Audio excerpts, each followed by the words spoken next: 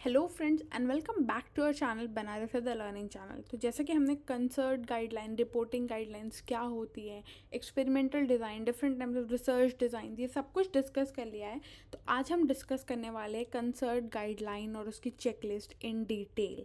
हर एक स्टेप को, हर एक आइटम को हम इन डिटेल समझेंगे कि कंसर्ट या एक आरसीटीज़ को कैसे रिपोर्ट करना चाहिए, क्या उसके इसेंशियल एलिमेंट्स हैं।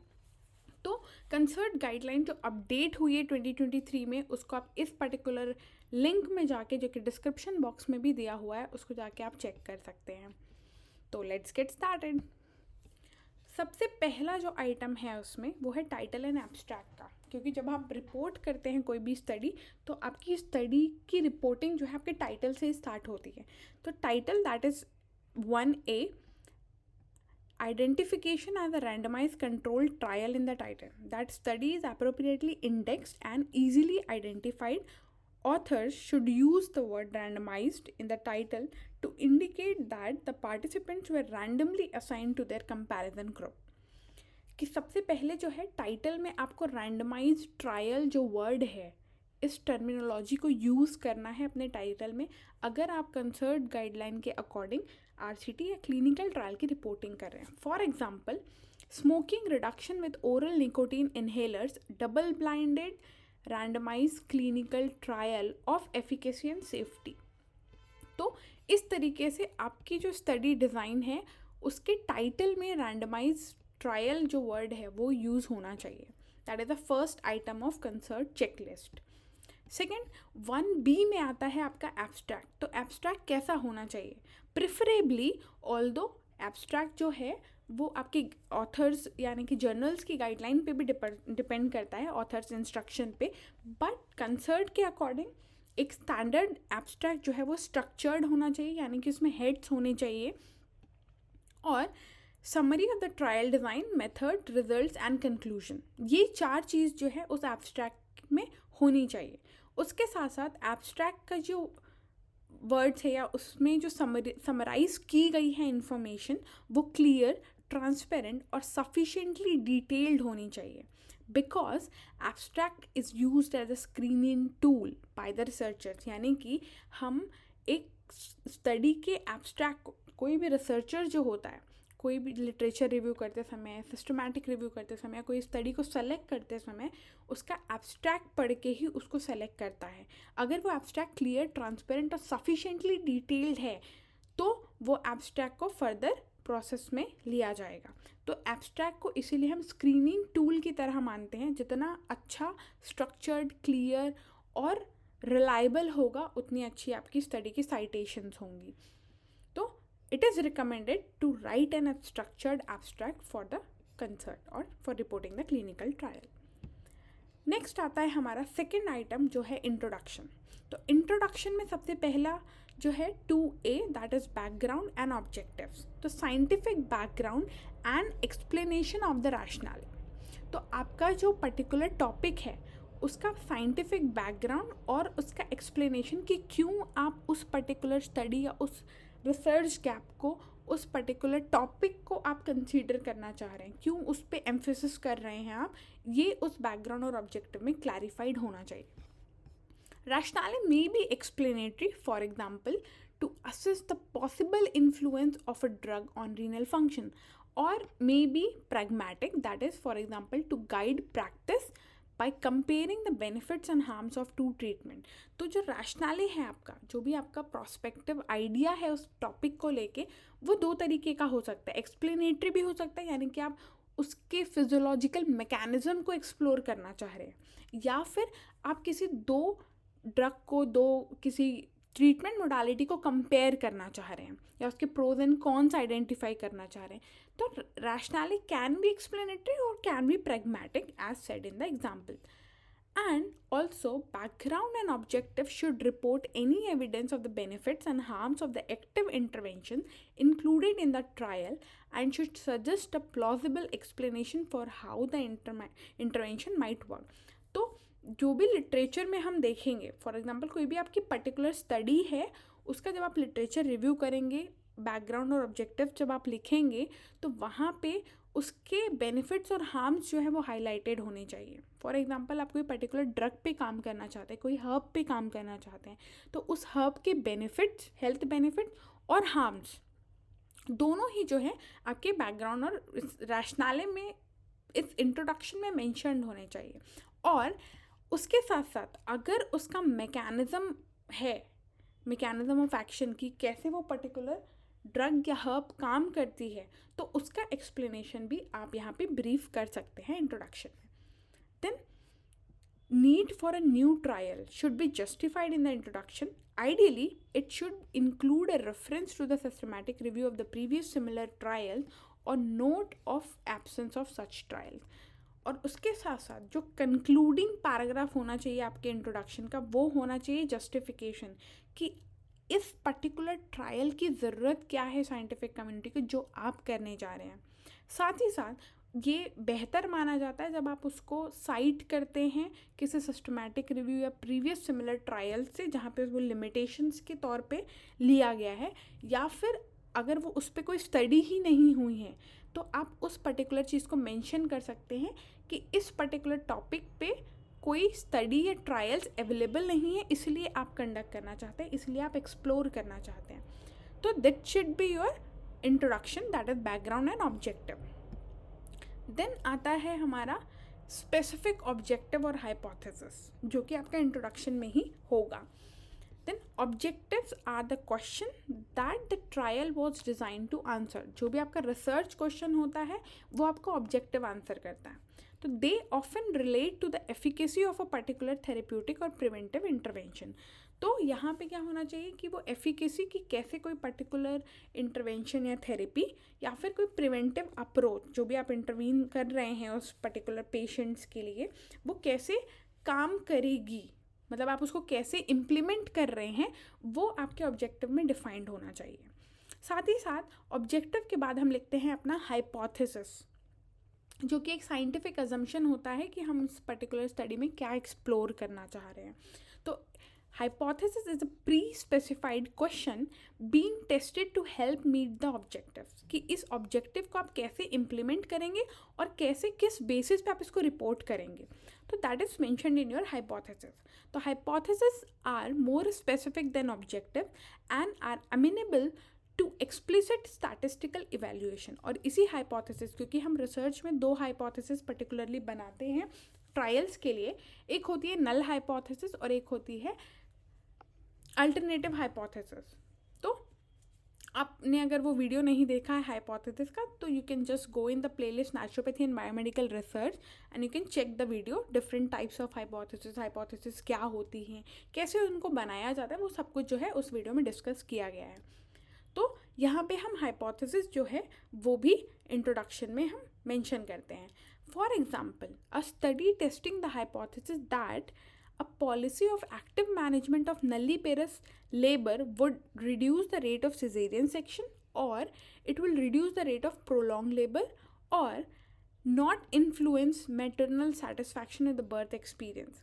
तो एक स्टडी जो है ये पर्टिकुलर 3 हाइपोथेसिस को टेस्ट करना चाह रही है कि अभी जो हमारे पास नलीपेरस वुमेंस के लिए जो लेबर के लिए मैनेजमेंट है, क्या वो सिजेरियन सेक्शन का रेट कम कर रहा है, क्या वो प्रोलॉन्ग लेबर को कम कर रहा है, या क्या वो मैटरनल सेटिस्फैक्शन को अफेक्ट कर रहा है कहीं किसी लेवल पे। तो this can be your hypothesis, जो कि ज़्यादा स्पेसिफिक होगा ऑब्जेक्टिव डिफाइन करने के बाद। फिर थर्ड आइटम आता है आपका ट्रायल डिज़ाइन, जो कि आपके मेथडोलॉजी का सेक्शन जो है वो यहाँ से स्टार्ट हो जाएगा। तो ये आपके रिसर्च मेथड्स में आएंगे। तो trial design, description of the trial design such as parallel, factorial, including allocation ratio should be mentioned in the study, कि आपकी कौन सी टाइप की ट्रायल डिज़ाइन है, वो चीज़ जो है आपके मेथडोलॉजी में मेंशन्ड होनी चाहिए। तो here design refers to all aspects of how a trial is set up, but it also has a narrower interpretation. But here information on the type of trial such as parallel group, factorial, and the conceptual framework such as superiority, non-inferiority, or other related issue not addressed elsewhere in the checklist. तो ऐसी design के बारे में information जो कि checklist में और कहीं नहीं पूछी गई है और इम्पॉर्टेंट है। फॉर एग्जांपल कि कैसे ग्रुप का ट्रायल है, पैरेलल ग्रुप है, फैक्टोरियल ग्रुप है, कंसेप्चुअल फ्रेमवर्क कैसा है उसका, सुपीरियॉरिटी ट्रायल है, इन्फीरियॉरिटी ट्रायल है। ये हमने ऑलरेडी टाइप्स ऑफ ट्रायल में डिस्कस किया हुआ है कि डिफरेंट टाइप्स के ट्रायल होते हैं, क्लिनिकल ट्रायल के डिफरेंट टाइप्स होते हैं। तो उसमें से कौन सा ट्रायल है, क्योंकि वो और कहीं चेकलिस्ट में नहीं पूछा गया है, तो वो सारी इन्फॉर्मेशन भी आपको 3rd A मेथडोलॉजी के अंदर में मेंशन करनी है while reporting a clinical trial. For example, this was a multi-center stratified double-blind placebo-controlled parallel group study conducted in US, that is 41 sites। तो यहाँ पे ये मेंशन है कि ये जो पर्टिकुलर स्टडी का हम एग्जांपल ले रहे हैं ये डिफरेंट सेंटर्स पे 41 साइट्स पे ये मल्टी सेंटर स्टडी की गई है और स्ट्रैटिफाइड रैंडमाइजेशन करने के बाद की गई है। जो भी मेंशन है कि कितने से कितने साल के एज ग्रुप के बेसिस पे स्ट्राटा बनाए गए हैं, डबल ब्लाइंडेड है, प्लासिबो कंट्रोल्ड है और पैरेलल ग्रुप स्टडी है। ये सारी इन्फॉर्मेशन जो है ऐसे ट्रायल डिज़ाइन में मेंशन होनी चाहिए आपके मेथडोलॉजी में, यानी कि मेथड्स के हेड पे।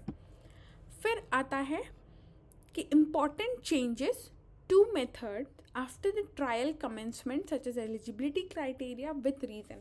फॉर एग्जाम्पल कि जब आपने स्टडी का प्रपोजल दिया, जब आपने रिसर्च प्रपोजल बनाया, तो आपके एलिजिबिलिटी क्राइटेरिया में प्रेग्नेंट वुमेन एक्सक्लूड नहीं थे फॉर एग्जाम्पल। तो बाद में आपको लगा कि ये पर्टिकुलर ड्रग जो है वो हार्मफुल हो सकती है या उस ड्रग का इफ़ेक्ट हमको अभी नहीं पता है कि फीटस पे क्या होगा, तो we are excluding them after the proposal have been updated. तो यहाँ पे वो चीज़ को मेंशन करना है जो भी आप ट्रायल कमेंसमेंट या ट्रायल के स्टार्ट होने के बाद आप चेंजेस ला रहे हैं without reporting then in your research proposal और वाइल एथिकल। तो वो चेंजेस को विथ रीज़न के साथ यहाँ पे मेंशन करना है। फॉर एग्जांपल जैसे मैंने रीज़न दिया कि वो पर्टिकुलर ड्रग का इफ़ेक्ट मुझे नहीं पता है कि वो प्रेगनेंसी पे कैसा इफ़ेक्ट देगी या फीटल हेल्थ पे कैसा इफ़ेक्ट देगी, तो that query can be my reason to avoid pregnant women into my study. So a few trials may start without any fixed plan. उसके अलावा कुछ ऐसे भी ट्रायल्स होते हैं जैसे कि एक्सप्लोरेटरी ट्रायल्स जो कि किसी फ्रेमवर्क से या फिक्स प्लान से नहीं स्टार्ट होते हैं, but the most will have a protocol that specify a great detail and trial should be conducted.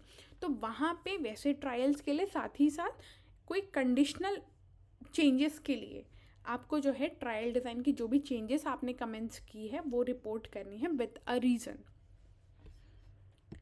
Then हमारा फोर्थ आइटम आता है पार्टिसिपेंट्स। तो सबसे पहले पार्टिसिपेंट्स के लिए हम देखते हैं सिलेक्शन क्राइटेरिया या एलिजिबिलिटी क्राइटेरिया। तो that important changes two methods after trial commencement with reason should be reported.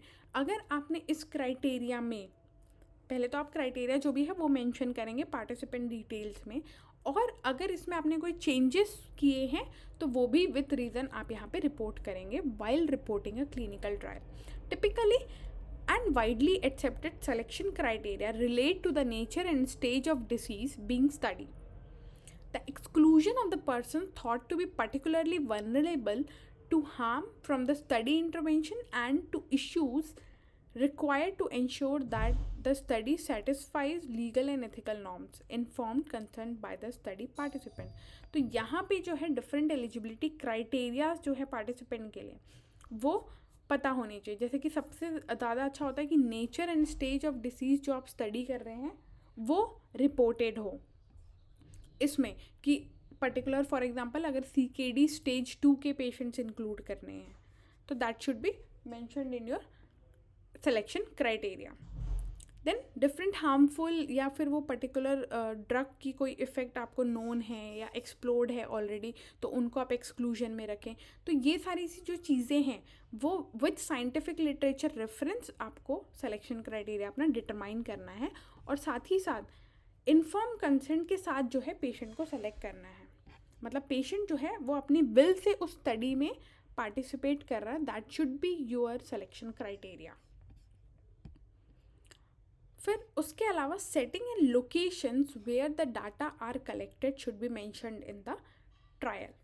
तो setting and location, that is country, city, hospital setup, name of the unit, office, practice, hospital, clinic, inpatient unit should be mentioned to judge the applicability and generalizability of the trial. क्योंकि उस particular type of study को या उसकी findings को हम generalise कर सकते हैं या नहीं, वो उसकी स्टडी और लोकेशंस पे बहुत हद तक डिपेंडेंट होता है. तो ये सारी चीज़ें भी हम रिपोर्ट करते हैं while writing a trial. And state whether participants recruited from primary and secondary or tertiary healthcare or from the community. क्योंकि वहाँ पे फिर हम जनरलाइजेबिलिटी वाला कंसेप्ट जो है हमारा आ जाएगा कि वो इम्प्लीमेंट हो सकता है या नहीं लार्जर पॉपुलेशन पे, ये डिटरमाइन करने में हेल्प आउट करेगा. And also aspects of the setting including the social, economic, cultural, environment and climate may also affect the study's external validity should be reported.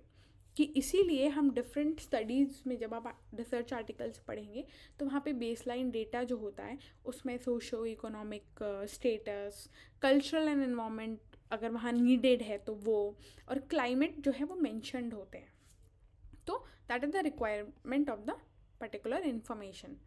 Then फिर आता है हमारा इन्फॉर्मेशन रिगार्डिंग इंटरवेंशंस. तो intervention यानी कि जो आपको कंट्रोल ग्रुप है as well as your intervention group, दोनों की ही रिपोर्टिंग हम इंटरवेंशन हेड में करते हैं.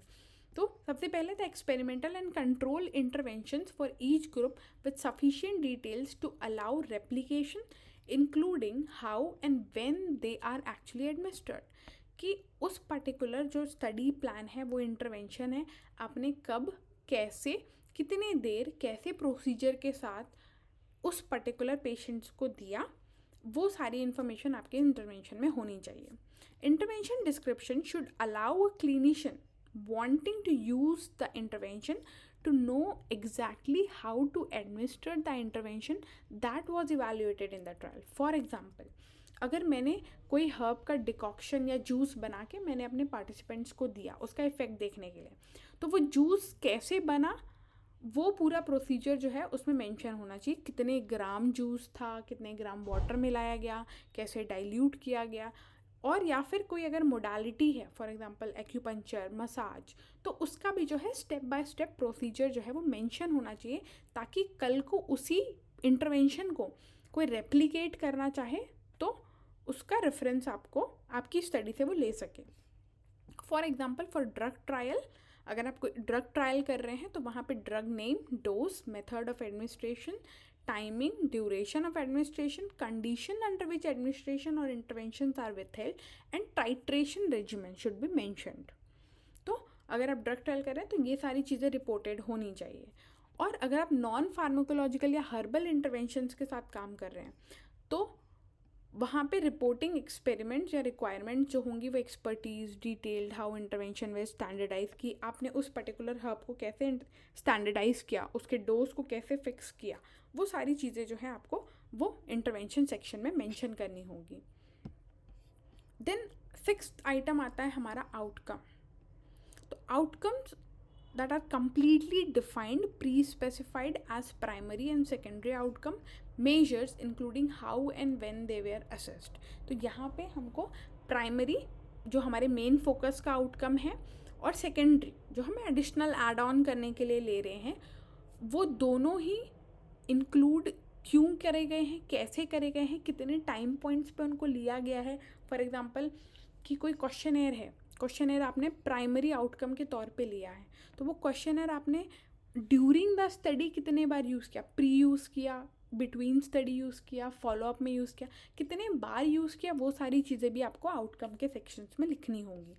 All RCTs assess response variables और outcomes end points for which the groups are compared. तो वो सारी चीज़ आपको मेंशन करनी है, कितने वेरिएबल्स. फॉर एग्जांपल अगर आपने कोई क्वेश्चनेयर लिया तो उस क्वेश्चनेयर के कितने डोमेन्स हैं, कौन कौन से डोमेन्स आपने लिए, क्योंकि कई बार होता है कि फॉर एग्जांपल उसके 4 डोमेन्स हैं, मुझे सिर्फ फिजिकल डोमेन को ही एसेस करना है, तो उस क्वेश्चनेयर या उस टूल का मैंने सिर्फ फिजिकल डोमेन लिया है और उसको मैंने कितने बार एडमिनिस्टर किया है ड्यूरिंग द स्टडी, तो प्री पोस्ट दैट्स इट. और कोई जो है उसी क्वेश्चनर को प्री पोस्ट फॉलोअप 3 बार यूज़ कर सकता है। तो वो सारी डिटेल्स जो है वो मेंशन होनी चाहिए आउटकम सेक्शन के अंदर। तो प्राइमरी आउटकम क्या होता है? Primary outcome are pre specified outcome considered to be of greatest importance to relevant stakeholders such as patients, policymakers, clinicians, funders, and is usually the one used in sample size calculation. तो primary outcome जो है वो आपका main focus होता है study का, जिसके basis पे आप फाइंडिंग्स को रिपोर्ट करेंगे। साथ ही साथ इसी प्राइमरी आउटकम के बेसिस पे ही आपका सैम्पल साइज कैलकुलेशन हुआ होगा, तो वो आपका प्राइमरी आउटकम कहलाता है। Then the other outcomes or secondary outcome of interest are called secondary outcomes or additional outcomes, क्योंकि वो add on करने के लिए और information grasp करने के लिए हम add on कर रहे हैं, and should be identified and completely defined to allow others to use the same outcome.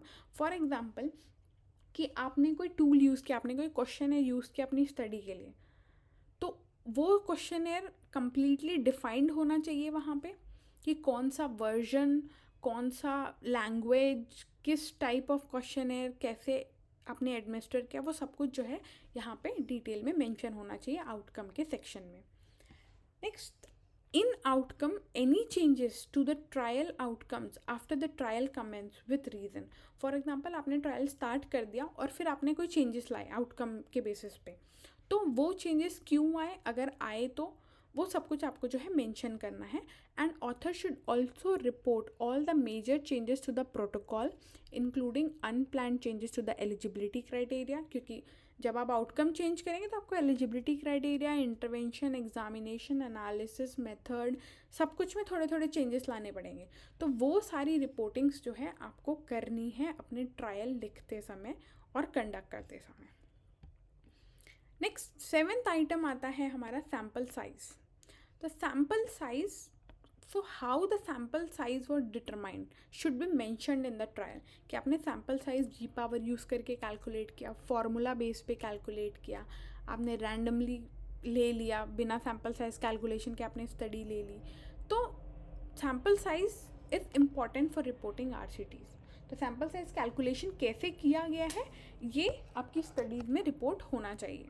Then author should report all the major changes to the protocol including unplanned changes to the eligibility criteria, interventions, examinations, data collection, methods of analysis and outcomes। ये सारे changes जो हैं जो कि unplanned या research study commence करने के बाद हो रहे हैं, उनको हमको report करना है। साथ ही साथ क्या important elements जो हैं वो sample size calculation में आपको report करने हैं while writing an clinical trial। तो estimated outcome in each group जो कि टारगेट किया गया है डिफरेंस फाइंड आउट करने के लिए, द वैल्यू ऑफ अल्फा और type 1 error level, the statistical power used और टाइप 2 एरर और beta error level have been used, and for continuous outcome the standard deviation of the measurement which has been referred should be mentioned in the sample size calculation section of your study. Then sample size when applicable, explanation of any interim analysis or stopping guidelines should be mentioned. Means author should report whether they or a data monitoring committee took multiple looks at the data, and if so how many there were and what triggered them, the statistical method used including any formal stopping rule, or further whether they were planned before the start of the trial, before the data monitoring committee saw any interim data allocation or sometime thereafter। कि आपने sample size calculation करने के बाद analysis कुछ किया, कोई specific test run कराया, कोई चेंजेस लाए, वो सब भी आपको इंटरिम एनालिसिस की जो भी रिपोर्टिंग्स है वो आपको करनी है। For example 2 interim analysis were perform during the trial, level of significance maintained an overall p-value of 0.05 and were calculated according to the O'Brien-Fleming stopping boundaries, कि उसको स्टॉप करने के लिए ये particular type of statistical test जो है वो use किया गया। And this final analysis used a Z score of 1.985 with associated p-value 0.0471. So this all should be mentioned while writing the sample size section of your clinical trial. Then 8th item आता है हमारा randomization. तो randomisation में सबसे पहले है कि sequence आपने कैसे जनरेट किया. रैंडमाइजेशन आपको कैसे पता चला कि कैसे आप कौन सा पर्टिकुलर इंडिविजुअल कौन से ग्रुप में जाएगा, कैसे आपने रैंडमाइज किया, तो वो सीक्वेंस कैसे जनरेट किया. सबसे पहले रैंडमाइजेशन में 8A में आप ये रिपोर्ट करेंगे कि method use to generate the random allocation sequence. What was the method used. तो random allocation is in each participant has a known probability of receiving each intervention before one is assigned. That is, trial based or non-random method generally yield biased result arises from inability to conceal this allocation system adequately. तो यहाँ पे random allocation को काफ़ी important, क्योंकि trial ही जो है randomise control trial है for से, तो अगर वहाँ रैंडमाइजेशन ही नहीं होगा तो उसकी वैल्यू ही क्यों होगी. तो यहाँ पे बायस कम करने के लिए और ज़्यादा बेहतर रिजल्ट्स लाने के लिए और उसकी जनरलाइजेबिलिटी को बढ़ाने के लिए हम रैंडम एलोकेशन करते हैं. और बेस्ट मेथड जो इसका आजकल यूज़ होता है वो है कंप्यूटर बेस्ड मेथड और कंप्यूटर बेस्ड रैंडमाइजेशन. और उसके अलावा आप रैंडम नंबर टेबल्स को भी यूज़ करके अपना सीक्वेंस जो है रैंडमाइजेशन का वो जनरेट कर सकते हैं. Then in the section 8B of randomization sequence generation, you have to mention the type of randomization, details of any restrictions such as blocking, block size to balance between the groups or characteristic. कि यहाँ पे आपको randomisation आपने कौन सा use किया, simple randomisation, stratified randomisation या और कोई ब्लॉक रैंडमाइजेशन आपने यूज़ किया, कौन से मेथड से आपने रैंडमाइज किया है, और साथ ही साथ वहाँ पे कोई और डिटेल जो रेस्ट्रिक्ट कर रही हो कि फॉर एग्जांपल आपको दोनों ग्रुप में इवन साइज़ चाहिए तो आपने ब्लॉक बनाए, ब्लॉक साइज डिफाइन किए, तो वो सारी डिटेल्स भी जो है आपको रैंडमाइजेशन में मेंशन करनी है. Then randomization allocation concealment mechanism, कि एलोकेट जब आपने किया पार्टिसिपेंट्स को केस और कंट्रोल ग्रुप में या कंट्रोल और इंटरवेंशन ग्रुप में, तो वो कैसे कंसील किया, कैसे आपने उसमें बायसनेस को कम किया. तो mechanism use to implement the random allocation sequence such as sequentially numbered containers describing any steps taken to conceal the sequence until the interventions were assigned. कि interventions या particular group assign होने के पहले आपने कैसे उस चीज़ को हाइड करके रखा, कि आपने उसको नोइंगली नहीं किया कि अच्छा ये पर्टिकुलर पेशेंट जो है वो इंटरवेंशन ग्रुप में जाएगा और ये पर्टिकुलर पेशेंट कंट्रोल ग्रुप में जाएगा. तो उस पर्टिकुलर सेक्शन, उस अलोकेशन मेथड को आपने कैसे किया और कैसे कंसील किया, वो यहाँ पे आपको बताना है. तो व्हाट इज अलोकेशन. तो allocation is a critical mechanism that prevents foreknowledge of treatment assignment and thus shields those who enroll participants from being influenced by this knowledge.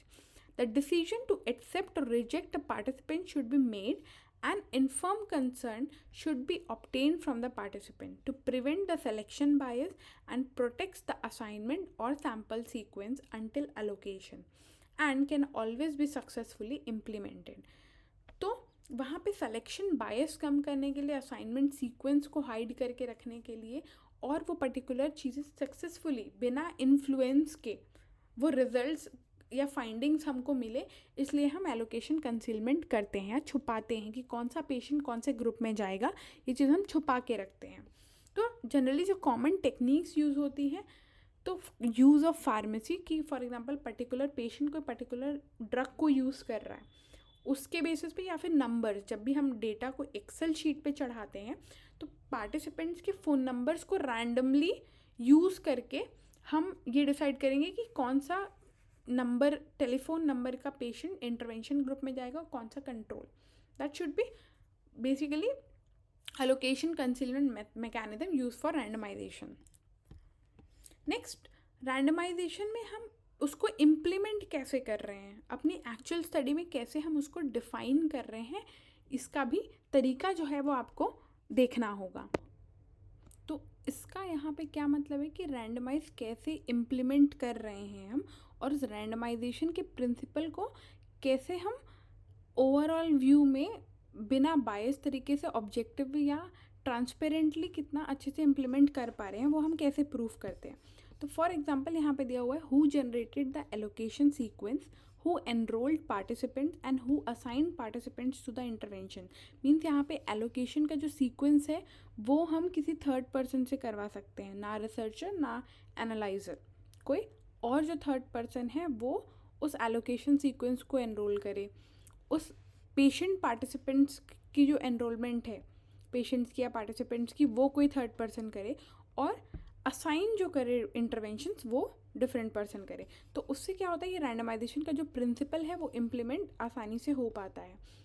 And apart from this, who generated the allocation sequence enrol participant, and this the process of randomizing participant into trial has 3 different phases or steps: sequence generation, allocation concealment और उसका implementation. जो हमने sequence wise अभी देखा कि सबसे पहले हम क्या करेंगे कि रैंडमाइजेशन कैसे हम कर रहे हैं, सिंपल रैंडमाइजेशन कर रहे हैं तो सिंपल रैंडमाइजेशन किसके बेसिस पे कर रहे हैं, ऑनलाइन रैंडमाइज़र यूज़ कर रहे हैं, ब्लॉक रैंडमाइज़र यूज़ कर रहे हैं, किस तरीके से सीक्वेंस को हम जनरेट कर रहे हैं, फिर एलोकेशन को हम कैसे कंसील कर रहे हैं, कौन से मेथड से, एनवेलप मेथड यूज़ कर रहे हैं, नंबर मेथड यूज़ कर रहे हैं, date of birth method use कर रहे हैं या फ़ोन नंबर मेथड यूज़ कर रहे हैं, और फिर उसका इम्प्लीमेंटेशन कि कोई थर्ड पर्सन या फिर उस चीज़ को बिना बायस तरीके से जो है इम्प्लीमेंट की जाए, उसका प्रूफिंग हम कर सकते हैं.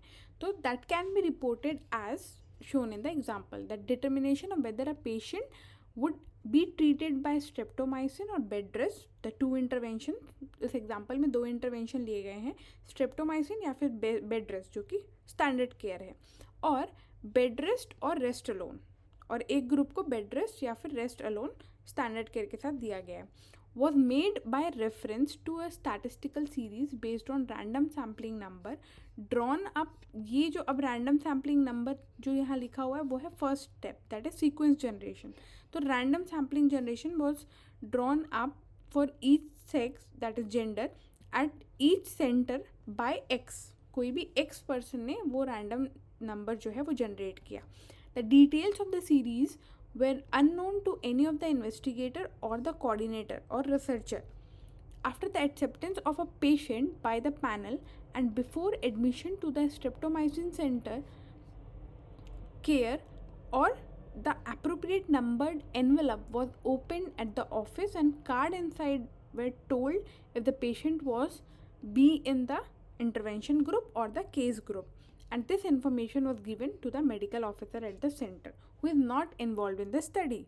So इस तरीके से जो है हमको रैंडमाइजेशन के जो 3 स्टेप्स हैं, सीक्वेंस जनरेशन, एलोकेशन, कंसीलमेंट और इम्प्लीमेंटेशन, उसको रिपोर्ट करना है वाइल राइटिंग अ ट्रायल.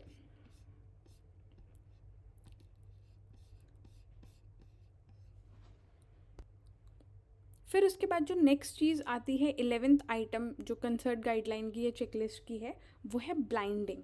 तो blinding if done who was blinded after the assignment to the interventions, for example participants, care provider और दोज असेसिंग आउटकम्स और analyser, and how. तो blinding कैसे की गई है और कौन या कितने लोग ब्लाइंडेड हैं उस पर्टिकुलर स्टडी में, ये भी हमको मेंशन करना होता है. तो पहले ये समझते हैं कि ब्लाइंडिंग या मास्किंग जो है उसका मतलब क्या होता है. तो withholding information about the assigned interventions from people involved in the trial who may potentially be influenced by this knowledge, or a safeguard against bias, particularly when assessing subjective outcome.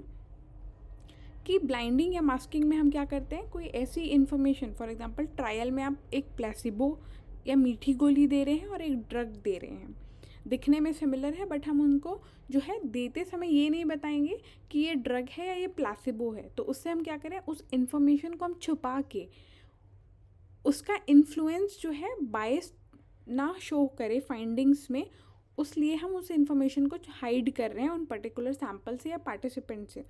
तो हम कोई इन्फॉर्मेशन जब withhold करते हैं, छुपाते हैं patient या participant से, तब वो ब्लाइंडिंग कहलाती है. ब्लाइंडिंग जो है वो 3 लेवल्स पे होती है, दैट इज़ पार्टिसिपेंट या सैम्पल्स जो भी आपके पार्टिसिपेंट्स हैं उनसे, या फिर केयर प्रोवाइडर जो उनको केयर दे रहा है. फॉर एग्जांपल अगर कोई मोडालिटी है, फॉर एग्जांपल मसाज पे ट्रायल है, तो मसाज जो दे रहे हैं उनको भी नहीं पता होना चाहिए कि कौन सा पेशेंट जो है कौन से ग्रुप का है. एंड दोज असेसिंग आउटकम, और उनको भी नहीं पता होना चाहिए जो उस पैरामीटर को रिकॉर्ड कर रहा है या उस डेटा को एनालाइज कर रहा है। तो 3 लेवल्स पे हम करते हैं। तो और इसको रिपोर्ट कैसे करना होता है, एग्जाम्पल में देखते हैं। Whereas patients and physicians allocated to the intervention group were aware of the allocated arm, outcome assessor and data analyst were kept blinded to the allocation। तो यहाँ पे ट्रिपल ब्लाइंडिंग जो है उसका एग्जाम्पल दिया हुआ है कि ट्रिपल ब्लाइंडिंग हम कैसे लिखते हैं। Then 11B, if relevant description of the similarity of the intervention is there, तो यहाँ पे ये भी रिपोर्ट करना है कि अगर उस पर्टिकुलर टाइप ऑफ ब्लाइंडिंग में कोई और चीज़ इंटरवेंशन की जो आपको मेंशन करनी ज़रूरी है, वो सारी चीज़ों को भी आपने मेंशन किया है या नहीं, उस चेकलिस्ट में आपको वो चेकआउट करना है। तो for example, a lab provided 500 mg immediate release niacin in a white oblong bisect Capulet और capsule. We independently confirmed caplet content using high performance liquid chromatography. The placebo was matched to the studied drug for the taste, color, size and contained microcrystalline cellulose, silicon dioxide, dicalcium phosphate, magnesium stearate and stearic acid। तो यहाँ पे क्या बताया गया कि एक lab trial में जब कैप्सूल बनाई गई नियासिन की और एक प्लासिबो की कैप्सूल बनाई गई, तो नियासिन में तो नियासिन के कंटेंट्स थे जो कि लिक्विड क्रोमेटोग्राफी के द्वारा एक्सट्रैक्ट किए गए थे, बट जब प्लासिबो बनाए गए तो वो टेस्ट, कलर और साइज़ में सिमिलर थे, मतलब दिखने में सिमिलर थे और वो इन कंटेंट से बनाए गए हैं। तो like this you have to mention all the relevant information regarding the blinding and the intervention. How you are performing that blinding technique into that intervention, you have to mention that thing. Next हमारा 12th item जो आता है वो है statistical methods. तो statistical method use to compare groups for primary and secondary outcome, we have to mention that. तो जो भी टेस्ट या मेथड आप एम्प्लॉय कर रहे हैं उस पर्टिकुलर आउटकम को फाइंड आउट करने के लिए, उसको आपको मेंशन करना है। तो describe statistical method with enough detail to enable a knowledgeable reader with access to the original data to verify the report's result and for intention to treat analysis। तो statistical methods की यहाँ पे जो reporting है वो 2 कारणों से होती है, ताकि रीडर्स को उनका आइडिया हो, उनको नॉलेज मिले कि कौन से टेस्ट कैसे यूज़ किए जाते हैं या कहाँ पे इम्प्लीमेंट होते हैं। दूसरा, इंटेंशन टू ट्रीट एनालिसिस, जो कि हमने RCTs या ट्रायल्स के प्रिंसिपल में पढ़ा था, उसके लिए। नेक्स्ट हमारा स्टैटिस्टिकल मेथड का सेकेंड पार्ट जो आता है वो है methods for additional analysis such as subgroup analysis और एडजस्टेड एनालिसिस। तो स्टैटिस्टिकल रिपोर्टिंग्स में भी बहुत सारी टेक्निक्स होती है। फॉर एग्जांपल, एडहॉक टेस्ट हुआ, जो मेन टेस्ट था प्राइमरी आउटकम या प्री पोस्ट वैल्यू को कंपेयर करने का, 2 ग्रुप को कंपेयर करने का, उसके लिए आपने कोई पर्टिकुलर स्टैटिस्टिकल टेस्ट रन कराया, बट आप उसको और अच्छे से वैलिडेट करना चाहते हैं, वेरीफाई करना चाहते हैं, तो आपने सब ग्रुप एनालिसिस किया उसका या एडजस्टमेंट एनालिसिस किया उस पर्टिकुलर डेटा का। तो वो सारी चीज़ें भी आपको यहाँ पे मेंशन करनी होगी। Then the 13th item is result, in which we have to report participant flow diagram which is strongly recommended for clinical trials।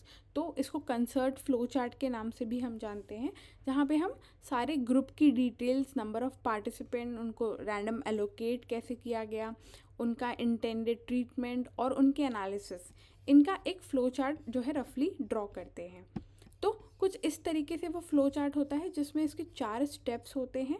Enrolment, कि पहले कितने लोगों को, कितने एलिजिबल लोगों को स्क्रीन किया गया और उसमें से अगर कुछ लोगों को निकाला गया या एक्सक्लूड किया गया तो क्यों किया गया, क्या वो इंक्लूजन एक्सक्लूजन क्राइटेरिया नहीं मैच कर रहे थे, क्या उन्होंने पार्टिसिपेट करने के लिए मना कर दिया या फिर कोई और रीज़न हमको मिला।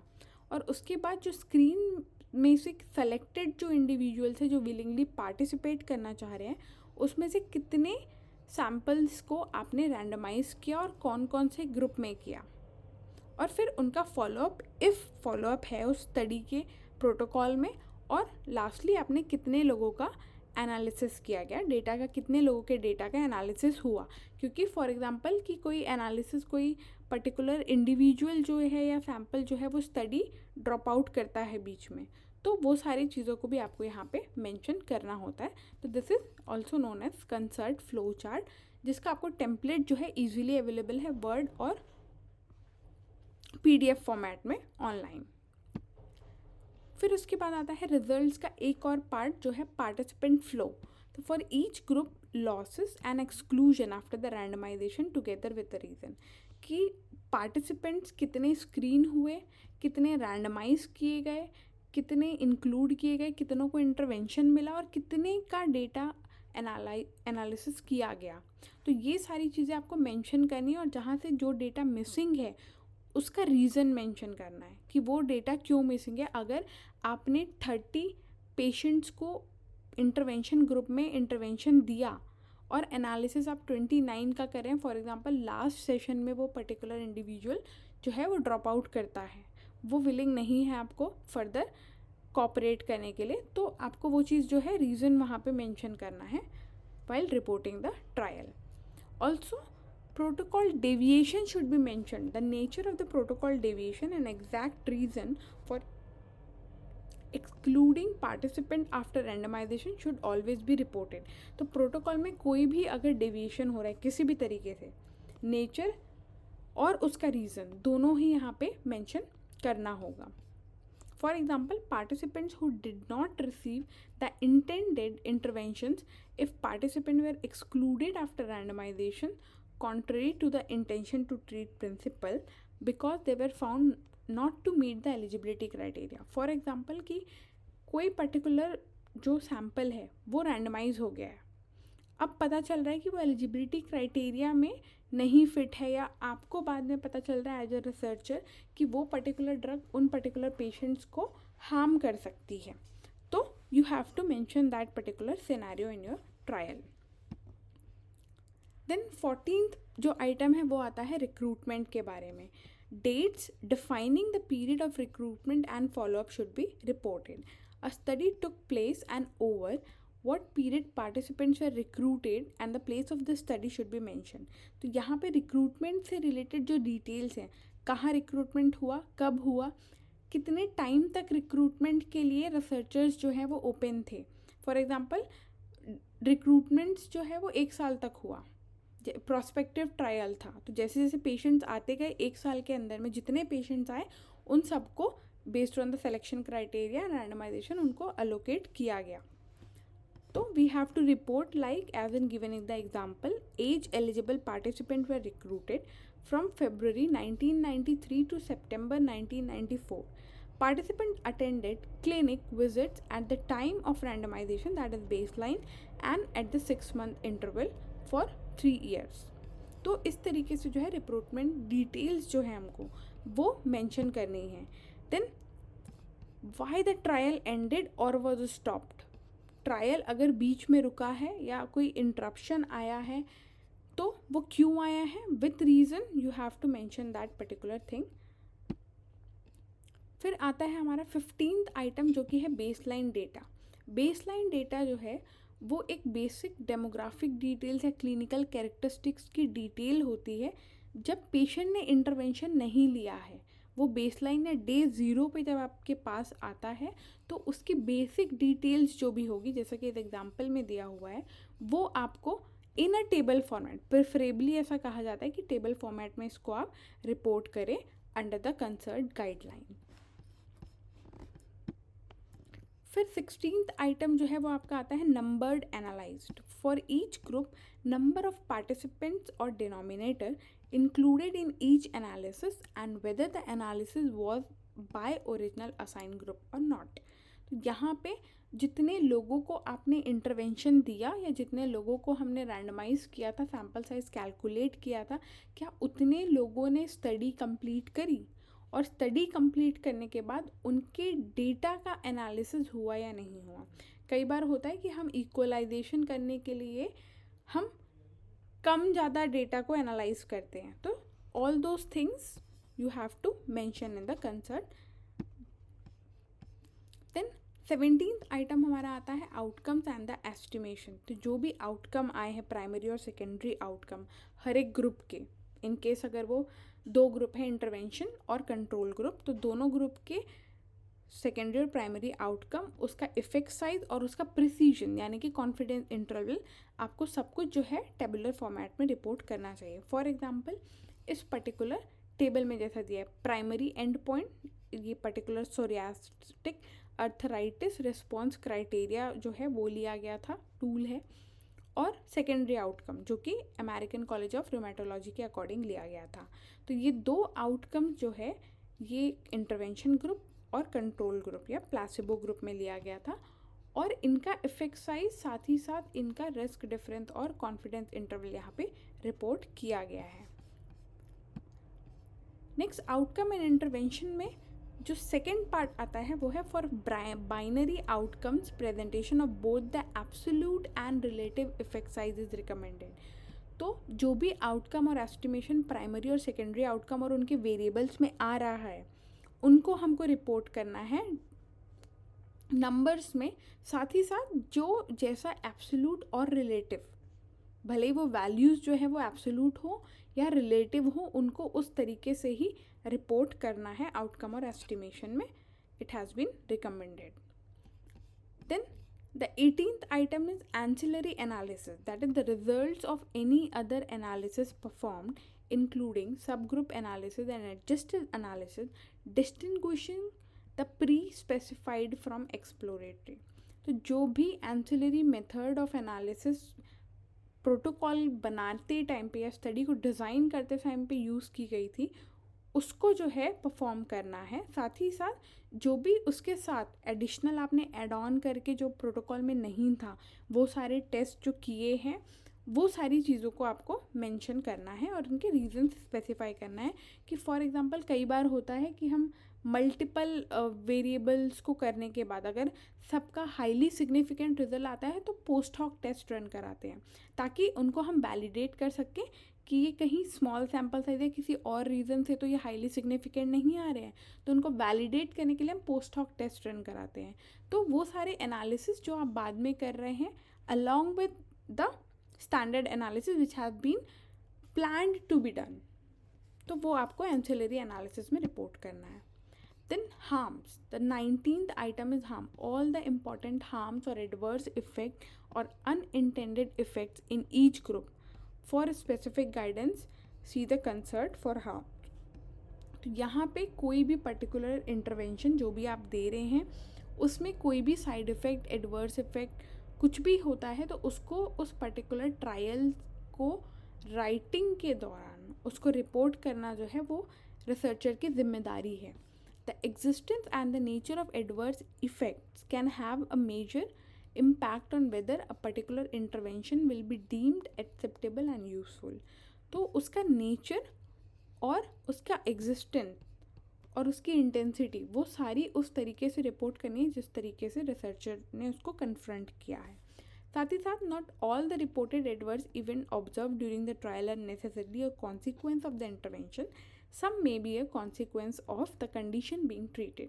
तो ज़रूरी नहीं है हर बार जो भी कॉन्सिक्वेंसेस या साइड इफ़ेक्ट्स दिखें वो पर्टिकुलरली उस इंटरवेंशन या ड्रग की वजह से ही हो रहे हो सकता है एसोसिएटेड या वो पेशेंट ऑलरेडी उस डिसीज़ है या इल है उसका भी मैनिफेस्टेशन हो सकता है। So you have to rationally mention और present that particular side effects or harms। Then randomized trials offer the best approach for providing safety data as well as the efficacy data, although they cannot be detected rare harms। तो यहाँ पे randomized control trials को ऐसा माना जाता है कि safety और एफिकेसी डेटा में वो बेस्ट होते हैं क्योंकि वो रेयर हार्म्स को नहीं, भले ही वो रेयर हार्म्स को नहीं डिटेक्ट कर पाते बट वो बहुत हद तक दूसरे स्टडी डिज़ाइंस के कंपैरिजन में सेफ्टी और एफिकेसी को बहुत अच्छी तरीके से रिपोर्ट करते हैं। इसीलिए आरसीटीज़ को बेस्ट या strongest evident type of study design में रखा गया है। The method use for data collection and attribution of the event should be described and balanced discussion of benefits and harm. इसके साथ साथ जो भी इवेंट है उनको हमको रिपोर्ट करना है, डिस्क्राइब करना है, और बेनिफिट्स और हार्म्स दोनों का ही बैलेंस बना के हमको डिस्कशन में लिखना है।